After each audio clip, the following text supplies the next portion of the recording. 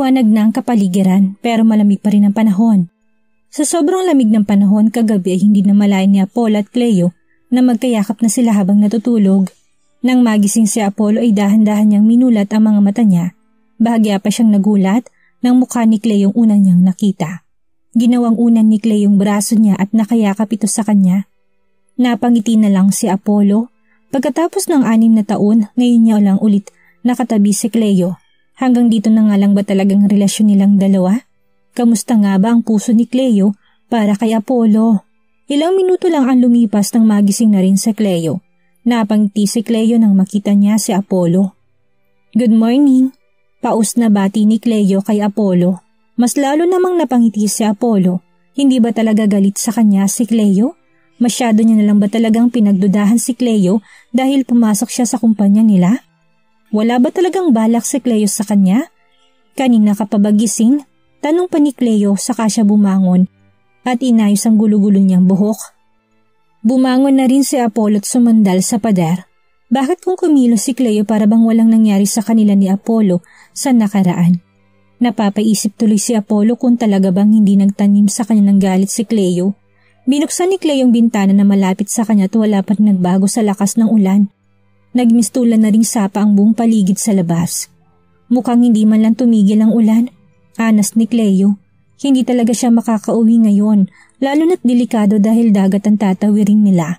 Tiningnan ni Cleo kung anong oras na't nagulat pa siya nang makita niyang 9:00 na ng umaga.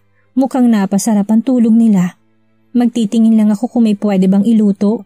Nakangiti pang saad ni Cleo kay Apollo saka siya lumabas. Nagtataka tuloy si Apollo kay Cleo para bang wala man lang siyang pakialam kung anong posisyon nila nang magising silang dalawa. Napapabuntong hininga na lang si Apollo. Kung ganito naman pala ang mangyayari sa kanila sa lugar na ito, sana wag na munang tumigil ang ulan nang sa ganun ay makasama pa niya ng matagal si Cleo dito. Worth it ba talagang pananakit niya kay Cleo noon? Is it really worth it? Sa tuwing nakikita niyang inosenteng mga mata ni Cleo, mas lalo siyang nakukonsensya sa ginawa niya. He doesn't deserve this kind of treatment from Cleo. Naghanap si Cleo ng pwede niyang iluto para sa umagahan nilang dalawa ni Apollo. Binuksan niya maliit na cabinet sa itaas at may laman naman itong mga noodles at pansit canton. Nagluto na lang si Cleo ng pansit canton. Maghahanap na lang siguro siya mamaya ng tindahan para makabili ng pagkain nilang dalawa ni Apollo. Pansit canton at noodles lang kasi ang stock nila. Lumabas na rin sa kwarto si Apollo at naupo na siya. Tapos na rin magluto si Cleo. Nilagay niya na lang ang mga ingredients ng pansit canton. Yan lang ba meron dito? Tanong ni Apollo. Nag-aalala na baka hindi sanay ang tiyan ni Cleo sa mga instant food. Ito lang ang meron sa noodles. Maghahanap na lang ako ng tindahan mamaya para makabili na makakain natin. No, ako nang gagawa nun. Hindi ka lalabas ng kwartong ito hanggat hindi pa nagiging maayos ang panahon. Mabilis namang wika ni Apollo. Masyado pang delikado sa labas. Marumi ang tubig at posibleng makakuha sila ng sakit mula sa tubig. Mas matatanggap ni Apollo na magkasakit siya kaysa kay Cleo na ipinadala lang ni Bernard dito. Pinagsaluan na nilang 2 pansit canton. Sa sobrang lakas parang maliliit na butil na ng yelo ang bumabagsak sa yero. Pagkatapos nilang kumain, si Apollo nang lumabas para maghanap ng makakain nila. Naiwan naman si Cleo sa kwarto nilang dalawa. Nakatayo lang siya sa harap ng pintuan. Kung gaano karami ang tao kahapon, wala namang makikita kahit isa ngayon dahil sa lakas ng ulan. Iniisip niyang anak niya. Ilang araw niya na itong hindi nakikita. Sana lang isinamahan siyang matulog sa kwarto nila. Magkakrus sa mga kamay ni Cleo. Sa dibdib niya't blankong mukha. Kung hindi alam ni Ivory kung nasaan si Apollo, paniguradong nag-uusok ng ilong niya sa galit. Paano pa kaya kapag nalaman niyang magkasama silang dalawa ni Apollo? Napangisin na lang si Cleo kung sa tingin ni Ivory nanalo siya dahil si Cleo pumunta sa isla. Pues nagkakamali siya. Dahil ang taong gusto niyang makasama ay kasama ngayon ni Cleo. Makalipas ng ilang minuto ay dumating na si Apollo dala-dalang ilang mga plastik na pinamili niya sa tindahan. Mabilis na kinuha ni Cleo ang tuwalya sa kanya pinunasan ang braso ni Apollo na nabasa. Napatitig na lang si Apollo kay Cleo. Literal na kinalimutan nila ang buhay nila sa Manila. Pwede bang wag na lang bumalik? Pwede bang manatili na lang sila dito? Walang mga material na bagay dito pero masaya naman sila, di ba? Tahimik lang si Apollo habang pinupunasan siya ni Cleo. Para silang mag-asawa, nasa isang bahay, Nasa isang kwarto at kama. Pinagluluto siya ni Cleo ng makakain nila. Anong mga nabili mo? Tanong ni Cleo na matapos niyang punasan si Apollo. Kinuha niya ng mga pinamili ni Apollo at nilagay sa lamesa. Nilabas niya ng mga pinamili niya at halos puro delata ang daladala ni Apollo. Yan lang ang mga nabili ko. Pwede na siguro yan kung aabutin tayo ng hanggang bukas dito. Mukhang hindi pa makakapunta si Nadino dito dahil sa lakas ng hangin na tulan kagabi may mga ilang punong natumba. Baha na rin kasi kaya hindi nila pwedeng idalang sasakyan dito. Nilabas lahat ni Cleo yung mga napamili ni Apollo. May nabili naman silang isda at karne. Mabuti na lang at may maliit na fridge ang transient na pwede nilang gamitin. Nilagay na muna ni Cleo sa fridge ang isda at karne habang ilang mga delate nilagay niya sa cabinet. May nakuha rin akong kangkong. Kumakain ka naman ito? Tanong ni Apollo. Kinuha na yun ni Cleo para maputol-putol niya. Oo naman, ano bang tingin mo sa akin? Masyadong spoiled? Aniya. Iluluto niya na lang ang nabili ni Apollong tilapia at tinahalo doon ng kangkong. Kailangan nilang tipirin ang pagkain nila dahil baka hindi na sila makakalabas mamaya kapag nagpatuloy ang lakas ng ulan. Oh my God, Apollo, the water! Anas ni Cleo na makita niya pumapasok na sa kwarto nilang tubig. Isinarado ni Apollo ang pintuan at naghanap ng mga basahan para punasan ng mga pumasok na tubig pero kahit na nakasarado ng pintuan ay patuloy pa rin ang pagpasok ng tubig. Napalunok si Cleo dahil hindi siya sanay sa ganitong buhay. Hindi siya sanay na binabaha ang bahay nila. Are we gonna okay here? Nag-aalala niya saad. Tiningnan siya ni Apollo at bakas ng takot sa mukha ni Cleo. Takot na baka may mangyari sa kanilang dalawa dito. Hey, we're gonna okay. Walang mangyayari sa ating dalawa as long as you're with me. Hindi kita pababayaan dito. I'm sorry for bringing you here. Niyakap ni Apollo si Cleo para pakalmahin ito. Ramdam ni Apollo ang panginginig ng katawan ni Cleo. Nagsisisi na siyang dinala pa niya si Cleo sa lugar na ito. Kung nanatili na silang dalawa sa bahay sa rancho, hindi sila babahain dahil nasa mataas na lugar ang rancho. Totoo na ang nararamdamang takot ni Cleo, lalo nang kumulog ng malakas.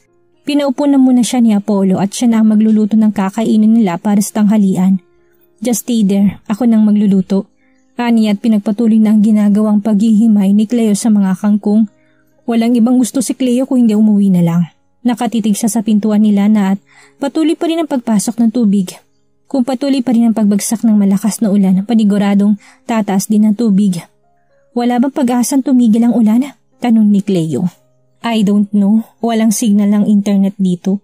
Nawala na rin ang signal ng networks dahil sa lakas ng ulan. Don't worry, kapag tumila ng ulan, iuwi na kita sa bahay sa rancho. Anas ni Apollo. Napabuntong hininga na lang si Cleo. Wala silang nagawa kung hindi ang manatili sa loob ng transient. Si Apollo na nagluto ng makakain nila. Pagkatapos nilang kumain ng tanghalian ay nanatili na lang sila sa kwarto nila. Nasa kama silang dalawa at walang ibang magawa si Cleo kung hindi panoorin na lang ang pagbagsak ng ulan sa labas ng bintana. Ang ganda-ganda na panahon kahapon kaya hindi niya akalain na ito ang kasunod. Oh my God! Gulat na sigaw ni Cleo nang muling kumulog ng malakas at kitang-kita pa niya kung paano biglang lumiwanag sa labas dahil sa kidlat. Nilapitan ni Apollo si Cleo para yakapin ito. Maraming nagbago sa kanya pero takot pa rin siya sa kulog at kidlat. They are not gonna hurt you. It's okay. Pagpapakalma ni Apollo sa kanya, nakahawak na din si Cleo sa braso ni Apollo. Wala na siyang pakialam sa posisyon nilang dalawa dahil pakaramdam niya mas safe siya kapag may nakayakap sa kanya. Maghapon silang nakakulong sa kwarto. Maaga pa lang ay kumain na silang dalawa ng hapunan dahil wala ng electricity sa buong bayan. Huwag kang lumayo please. Anas ni Cleo na unti-unti nang kinakain ng dilimang liwanag. I'm here. I'm not going anywhere. Saad ni Apollo at niyakap si Cleo. Sinandal ni Cleo yung ulo niya sa balikat ni Apollo. Pareho na silang walang makita ngayon dahil wala silang ilaw. Lowbat na rin ng cellphone ni Apollo. Wala silang ibang makita kundi ang pagliwanag ng kidlat sa labas. Tahimik lang silang dalawa. Pareho silang hindi pa dinadalaw na antok dahil wala silang ginawa kanina kung hindi ang matulog. Hinahaplos ni Apollo ang buhok ni Cleo para kumalma lang ito. If I ever find about this, I'm sure she's gonna kill me. Pangbabasag ni Cleo sa katahimikan nilang dalawa ni Apollo. I'm not gonna let that to happen. Hindi ko hayaang saktan kanya, Cleo. Naramdaman ni Cleo ang paghalik ni Apollo sa ibabaw ng ulo niya kaya napangisi siya. Hindi naman pala mahirap paibigin si Apollo. Hindi natin kilala kung paano magalit si Ivory. Siya nang nagmamayari sa'yo ngayon. You're not mine anymore, Apollo. At bilang babae, maintindihan kong nararamdaman niya. Dahil sino bang matutuwa ng fiancé mo may ibang kasamang babae? Nagpapaawang saad ni Cleo. But she's not the woman I want to spend my time with. Let's not talk about her. Kalimutan muna natin ang lahat kahit ngayon lang. Nilingon ni Cleo si Apollo kahit na hindi niya ito nakikita. Hinawakan ni Cleo magkabilang pisngin ni Apollo kahit na hindi nila nakikita ang isa't isa. Ilang minutong katahimikan na namutawi sa kanilang dalawa. Naipikit na lang ni Cleo mga mata niya nang maramdaman niya ang labi ni Apollo sa labi niya. Habang tumatagal ay nagiging malalim ang mga halik ni Apollo sa kanya. Pinaharap na rin ni Apollo si Cleo sa kanya para malayan niya itong mahalikan. Napatingala na lang si Cleo na umpisahan siyang halikan ni Apollo sa leeg. Hindi naman na sila mga bata para hindi gawin ang bagay na ito. Ilang beses naman na rin nilang ginawa ang bagay na ito noong silang dalawa pa. Nagiging malikot na rin ang kamay ni Apollo. Hindi na malayan ni Cleo na natanggal na ni Apollo ang bra niya pero suot pa rin niya ang damit niya. Dahan-dahang iniga ni Apollo si Cleo at pumaibabaw na siya kay Cleo. Pinagpatuloy niya ang paghalik kay Cleo. Naalis na rin ni Apollo mga saplot ni Cleo. Naibabaon na rin ni Cleo mga kuko niya sa likod ni Apollo dahil sa pleasure na binibigay sa kanya. May anak na silang dalawa kaya walang pakialam si Cleo kahit na may mangyari sa kanila ngayong gabi. Gusto niya lang asarin si Ivory dahil paniguradong magwawala siya sa sobrang galit kapag nalaman niyang may nangyari sa kanilang dalawa ni Apollo habang nasa isla sila. Why did you stop? Tanong ni Cleo nang biglang huminto si Apollo sa ginagawa niya. Are you okay with this? I don't want to disrespect you, Cleo. Anas ni Apollo. Napapairap na lang si Cleo. Kung kailan basang-basa ng perlas niya, saka siya bibitinin ni Apollo. I'm okay with this. Just enter me now, Apollo. Nakikiusap na saad ni Cleo. Hindi naman na nagreklamo si Apollo at sinunod na ang sinabi ni Cleo. Dumaing si Cleo dahil after 6 years, ngayon lang siya ulit nagkaroon ng kontak. Dahan-dahan ang pagpasok ni Apollo dahil iniingatan niyang hindi niya masaktan si Cleo. Hindi na alam ni Cleo kung saan niya ihihilig ang ulo niya. Pareho na silang nagiinit ang mga katawan ngayon kahit na malamig ang panahon. Nakikipagsabayan ang ungol ni Cleo sa malakas na ulan. Oh shit! Anas ni Cleo dahil hindi na pwedeng matigil ang ginagawa nila. Mas pabilis ng pabilis ang paggalaw ni Apollo kay Cleo kaya mas lumalakas ang ungol ni Cleo. Kahit na may mga katabi sila sa kabilang kwarto, wala namang makakarinig sa kanila dahil sa lakas ng ulan. I'm coming, baby. Saad ni Apollo makalipas ng ilang minuto. Sinabayan na rin ni Cleo sa paggalaw si Apollo nang sa ganun ay masabayan niya sa paglabas si Apollo. Napaungol na lang si Apollo nang tuluyan siyang makaraos. Ganun din si Cleo. Pareho silang nangihina nang matapos sila. Malamig man ang panahon pero pareho silang pinagpawisan. Dahil pareho silang pagod, mabilis silang nakatulog na dalawa. Hindi na nila alintanang ininadala ng ulan sa labas. Pareho silang walang saplot na natulog. Magkayakap din silang dalawa hanggang sa mag-umaga. Naunang nagising sa Cleo, napapadaing siya nang maramdaman niya ang sakit ng katawan niya. Dahan-dahan siyang bumangon para hindi niya magising si Apollo. Pinulot ni Cleo nagkalat niyang damit sa ibaba sa kanya tiningnan si Apollo. Nakadapa si Apollo at mahimbing pang tulog. Napangisi na lang si Cleo. Mukhang magiging madali sa kanyang plano niya. Not because something happened between us last night does not mean that I'm yours. Patitikman muna kita ng sarap bago mo harapin ang sakit. Sakit na binigay niyo sa akin, ang pagtatraidor niyo sa akin, ang ginawa niyong panlulokot ang pagpatay ng pamilya niyo sa lolo ko. Hindi ko kakalimutan ang lahat ng yun. Hindi yun mababayaran ng kahit ano. Nagngingit-ngit ang mga ngipin niya habang sinasabi niya ang mga yun. Lumabas na siya ng kwarto at nagtungo ng CR para makaligo.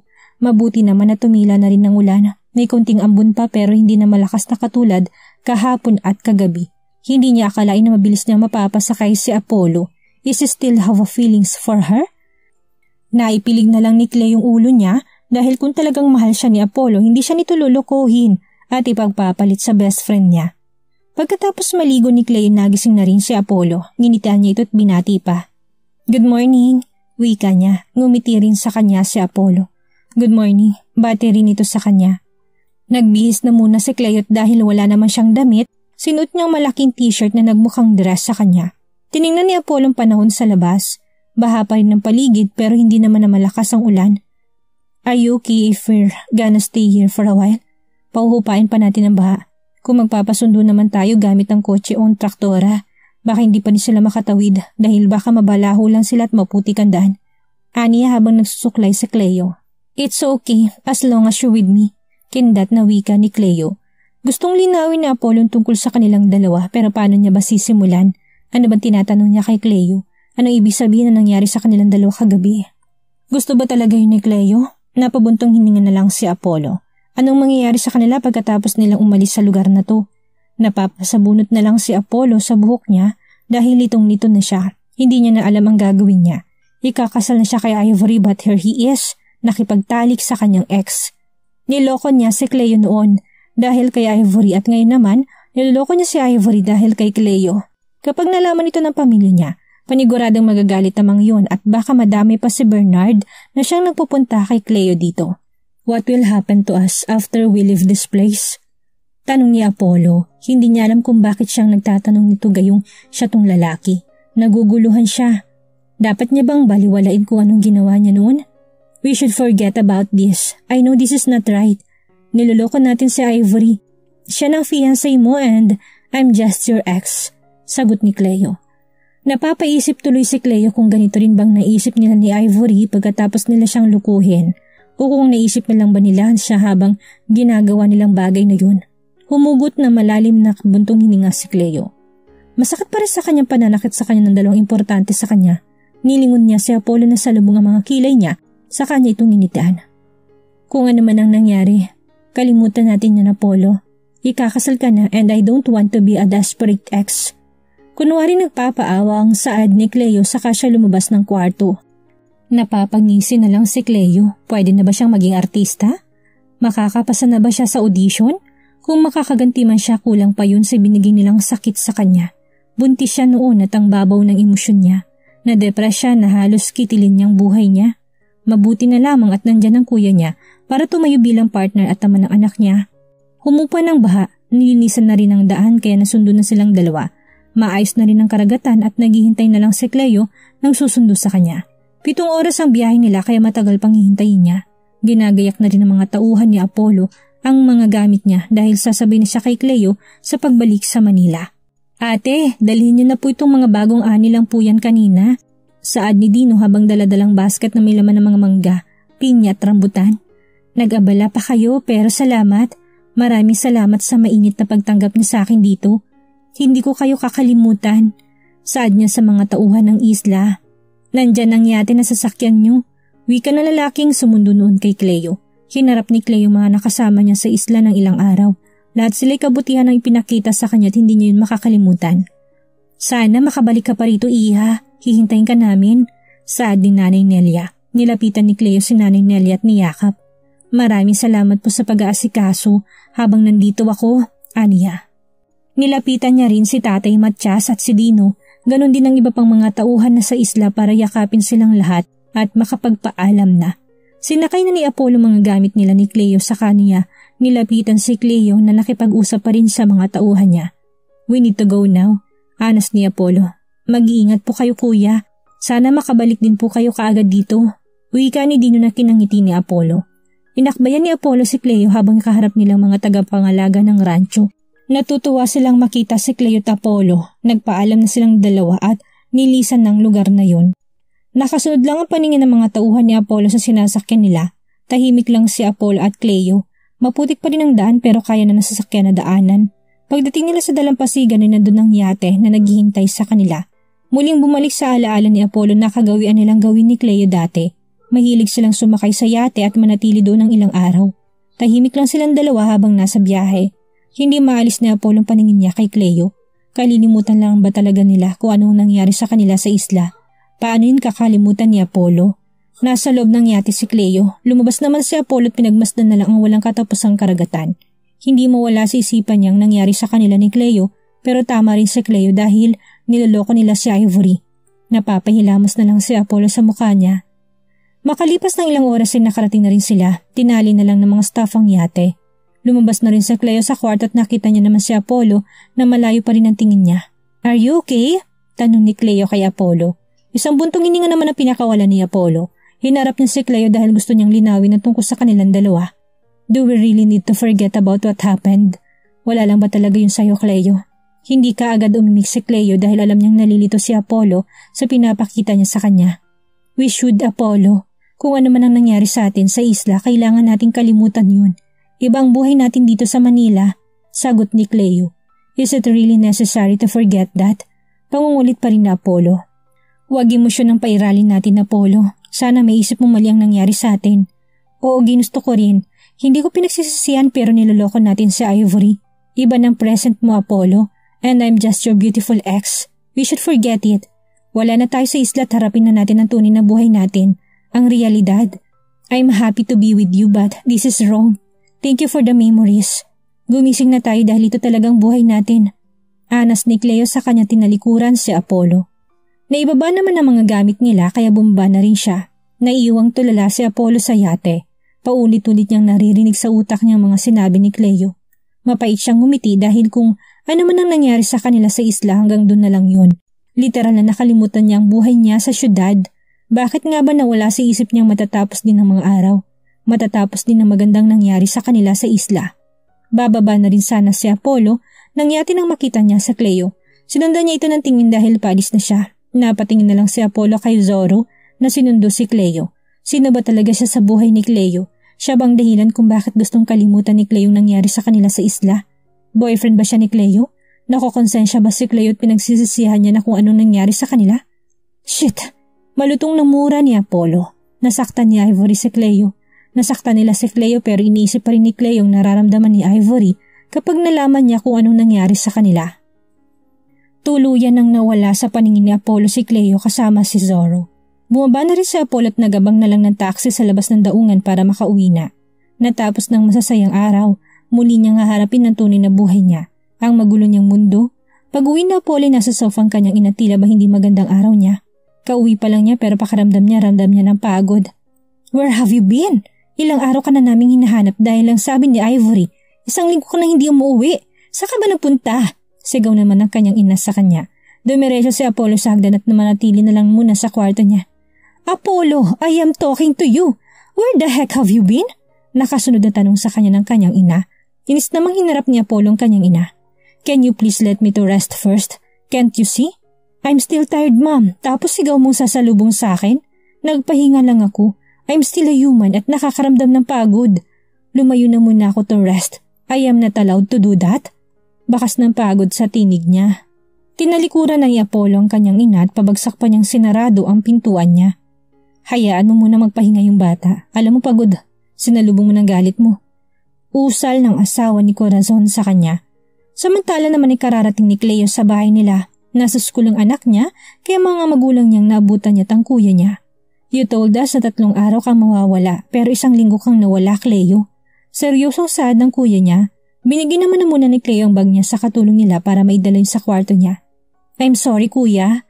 Nasabi ko naman sa inyo na sa isla ang pinuntahan ko, di ba? Walang signal at naging masungit ang panahon kaya hindi ako kaagad nasundo ng yating sinakyan ko. Kaya ako natagalan doon ng ilang araw pa. Sagot niya naman. Kumalma naman kaagad si Christoph dahil maging sa Manila ay naging maulan. Are you okay anak? Wala bang nangyari sa'yo sa isla? Nag-aalalang tanong ng kanyang ina. I'm okay ma'am. I'm glad that I'm still alive. Lumabas ako ng rancho for my 3rd day there. Para sana bisitahin ang kabayanan ng isla kaso natrap ako ng ilang araw sa bayan dahil binaha ang lugar. Yung tinutuluyan kong transient pinasok din ng tubig. Malalakas ang kulog at galit na galit ang mga kidlat. Akala ko magiging katapusan ko na sa islang yun. Pagkakwento niya dahil naging totoong takot niya, ang galit at seryosong mukha ni Christoph kanina na palitan ng pag-aalala. Kilala niyang kapatid niya at marami itong kinatatakutan kahit na may anak na siya. Hindi niya maisip kung ano bang naranasan ni Cleo habang nasa isla. Oh my God! Are you okay? Wala bang nangyari sa'yo? Nag-aalalang tanong ng kanyang ina sa kanya tiningnan ng kabuuan ni Cleo para matiyak na wala siyang iniindang sakit. Don't worry ma'am, I'm okay. Wala naman po nangyari sa akin. I'm sorry kung hindi ako nakauwi kaagad. Papatayin ka ba nila?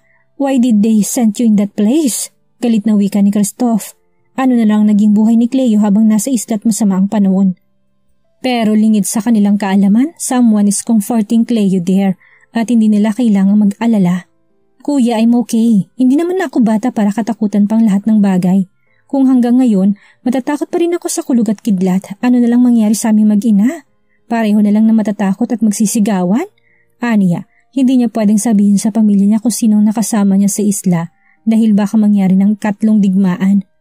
I'm really okay. Nakauwi pa nga ako, di ba? Huwag masyadong uuwi, okay? Pwede bang magpahinga na muna ako? Ang haba kasi ng biyahe namin. Aniya sa kainiwan ng pamilya niya sa sala. Nakasunod ang paningin ni Christoph sa kapatid niya dahil para bang ayaw niya maniwala na hindi natakot sa thunder at lightning ang kapatid niya. May iba ba siyang nakasama sa isla? Makalipas ng ilang oras ay bumaba na si Cleo sa kwarto niya. Nilibot niya ang paningin niya pero hindi niya pa rin makita ang anak niya. She missed him so much. Ma'am, wala pa rin ba si Brixton? Dapat kanina pa siya nakauwi tanong niya sa kanyang ina na nakaharap sa laptop niya. Darating din yun, baka sinundo nila William sa school at pinasyal. Sagot ng kanyang ina na hindi man lang siya tinitingnan. Ma'am! Rinig na ni Cleo na sigaw ng anak niya. Nilingon niya ito mabilis na tumatakbo palapit sa kanya. Nakasunod naman sa kanyang mga pinsan niya. Brixton, anak! Where have you been? Ani niya sa kaniyakap ang anak ng mahigpit na mahigpit dahil 1 linggo niya itong hindi nakita at nakasama. Kauuwi mo lang po. I miss you, ma'am. Malambing na sad ng kanyang anak.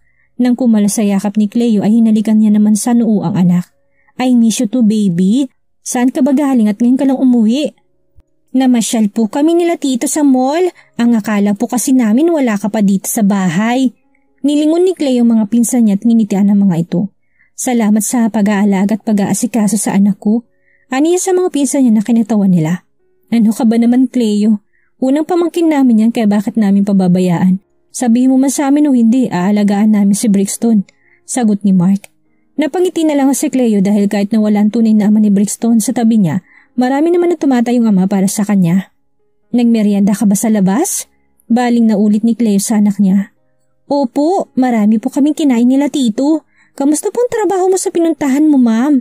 Nagulo na lang ni Cleo yung buhok ng anak niya. Okay lang anak, I'm sorry kung hindi nakauwi ka agad si mami. Something happened kasi Ikaw, kamusta ka dito at ang pag-aaral mo? Okay lang naman po, palagi po ako nilalabas nila tito para hindi ako maboring. Nagkwento naman na si Brixton sa mga nangyari sa nakalipas na araw niya at nakinig lang naman sa kanya si Cleo. Nilaan ni Cleo yung oras niya sa anak niya dahil babalik na naman siya sa trabaho niya bukas. Nang makatulog si Brixton, tumambay na muna si Cleo sa veranda ng kwarto niya. Iniisip niya kung paano niya ba gagawin ang sunod niyang hakbang. Iniisip niya kung paano siya makakahanap ng lead sa taong gusto siyang patayin at kung si Ivory man yun, paano niya malalaman na si Ivory nga yun? Paano mapapasok ni Clay yung office ni Ivory para maghanap ng ebidensya? Wala naman siyang ibang gagawin kay Apollo kung hindi ang paikutin ito sa mga daliri niya. Ipaparamdam niya kung anong naramdaman niya nung sinaktan siya ni Apollo. Nanguha ng isang stick ng sigarilyo si Clay at sinindihan yun. Hindi pa man siya nakakahitit na bigla yung kunin ni Christoph at tinapakan para patayin ng apoy. Kailan ka pa natutong manigarilyo, Cleo? Galit itong tanong sa kapatid nang makita ni Christoph ang isang kahang sigarilyo ay kinuha niya yun sa kanya sinira. Naiiwas naman ni Cleo yung paningin niya sa kuya niya. Answer me, Cleo. May ding sad ni Christoph. Ngayon pa lang sana kuya pero kinuha mo na. Kabibili ko lang yan at ngayon pa lang sana gagamitin. Sagot niya naman. Gusto niya takasang panandalian lahat ng iniisip niya. Gusto niya subukan ng mga bagay na hindi pa niya nasusubukan. Kung gusto mo magkaroon ng sakit, huwag mong idamay ang anak mo. Alam mo kung ano pwede mangyari sa second smoke.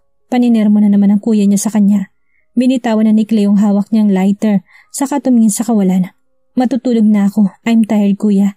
Let's talk tomorrow. Wika niya saka pumasok na sa kwarto niya. Hinayaan naman ni Christoph ang kapatid niya. May iniiwasan ba siya? Kilala niya ng kapatid niya at alam niya kung kailan niya masasabi may tinatagong kapatid niya sa kanila. Kinabukasan, pareho nang pumasok sa kumpanya si Cleo at Apollo. Napapangisi na lang si Cleo. Ang akala ko'y wala ka na, sayang magsa-celebrate pa naman sana ako. Ngumisi lang si Cleo sa sinabi ni Corazon na magkasalubong silang dalawa. Masyado naman pong maaga para mag-celebrate kayo. Gusto niyo bang malaman kung sinong nakasama ko sa isla? Bulong niya kay Corazon. Tinignan ni Corazon si Cleo na nasa gilid niya pero ngumisi lang si Cleo sa kanya at nilampasan na siya. Nagtataka si Corazon sa sinabi ni Cleo. Alam na ni Corazon na nagpunta ng isla si Cleo kaya ilang araw siyang nawala pero sinong sinasabi niyang nakasama niya sa isla? Posible bang si Apollo yun?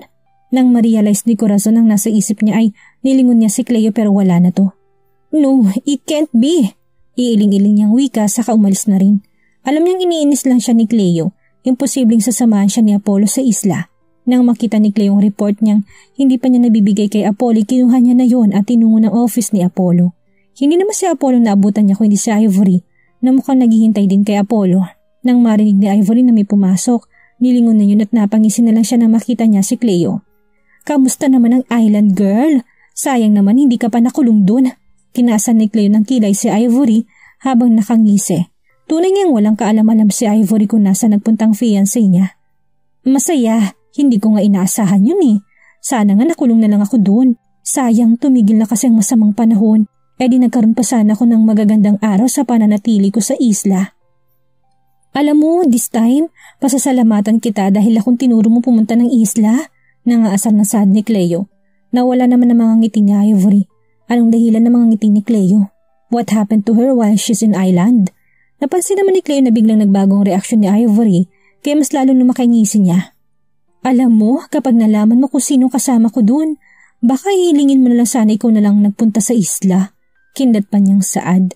Nilibot niyang paningin niya dahil mukha namang wala sa office ang hinahanap niya. Wala ba dito si Apollo?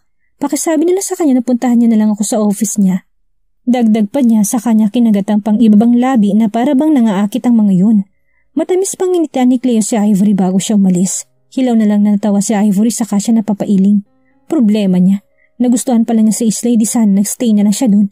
Natuwa pa ako, saad niya. Nasaan na ba si Apollo? Nainis niyang wika dahil kanina pa niya hinihintay si Apollo pero hindi pa rin niya ito nakikita. Isang linggong nawala si Apollo at hindi man lang siya nito kinontak. Saan ba siya galing? Naghintay na lang si Ivory sa loob ng office ni Apollo. Habang naghihintay siya, tinitingnan niya mga painting na nakasabit sa dingding. Napatingin lang siya sa pintuan ng bumukas ito at dahil nasa gilid siya ng pintuan, hindi siya kaagad napansin ni Apollo. Nakasunod naman sa kanya si Bernard. Kung alam ko lang po na nasa isla rin po pala kayo, hindi ko na lang sana pinapunta si Ma'am Cleo. Saad ni Bernard. Hindi man lang nila napapansin si Ivory. Tuluyang nabitawan ni Ivory ang bag niya nang marinig niya sinabi ni Bernard. Nasa isla si Apollo the whole time? Ito bang dahilan kung bakit tuwang-tuwa si Cleo kanina? Napalunok na lang si Ivory. Sana'y mali lang siya nang iniisip. It's okay, at least she visited the island. Napapaili na lang si Ivory dahil ayaw niya paniwalaan na nagkasama si Cleo at Apollo sa isla ng isang linggo. Sa tinig ni Apollo, bakit parang natutuwa pa siyang napapunta ng isla sa Cleo? Nabalitaan ko pong nangyari sa isla. Natrapo pala kayong dalawa sa bayan. Ayos lang po ba kayo, sir? Tanong pa ni Bernard. Dahan-dahan na naglakad si Ivory palapit kay Bernard at Apollo na hindi man lang siya napapansin. Nasa isla ka lang? Sa isla ka ba nagpunta kaya ka nawala? Mihinang sad ni Ivory. Napatingin na rin si Bernard kay Ivory at nalaki pang mga mata niya dahil mukhang narinig ni Ivory ang pinag-uusapan nila ni Apollo. Hindi sumagot si Apollo habang nakayuko naman sa gilid si Bernard. Si Cleo bang nakasama mo sa isla? Apollo, answer me! Galit na namang sigaw ni Ivory sa fiancé niya. Dahan-dahan na lumanda sa mga luha ni Ivory dahil alang-alang siya kay Apollo dahil isang linggo na itong hindi bumabalik tapos ngayon malalaman niya nakasama niya sa isla ang ex niya? Ano ang gagawin ni Ivory ngayong naisahan siya ni Cleo? Ano kayang epekto ng ginagawang pagpapaibig ni Cleo kay Apollo? Mapagtagumpayan kaya ni Cleo ang lahat ng hakbang niya para mapaghigantihan ng pamilya Montero? Yan ang ating aalamin sa susunod nating kabanata.